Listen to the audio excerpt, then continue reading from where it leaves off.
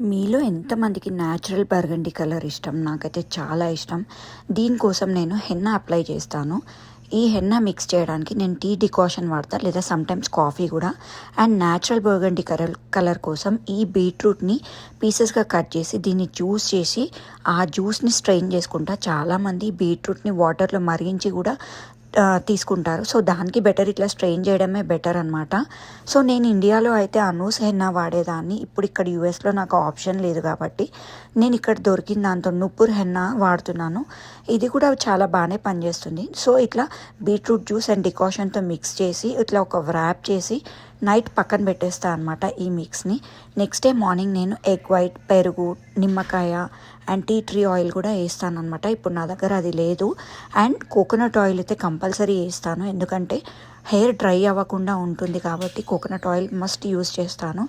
ఈ హెన్నాని roots to tip వరకు మంచిగా అప్లై చేసుకుంటాను. అప్లై చేసి ఇట్లా ఒక కవర్ ర్యాప్ చేస్తాను హెయిర్కి. ఇది మస్ట్ అనమాట, ఎందుకంటే హెయిర్ అస్సలు డ్రై అవ్వకుండా ఉంటుంది.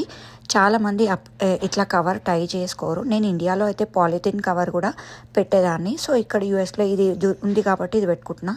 2 అవర్స్ తర్వాత వాష్ చేసి ఆ రోజు నైట్ ఆయిల్ అప్లై చేసి నెక్స్ట్ డే బాత్ చేస్తే చాలా సిల్కీ హెయిర్ ఉంటుందన్నమాట. సో మీరు ట్రై చేయండి.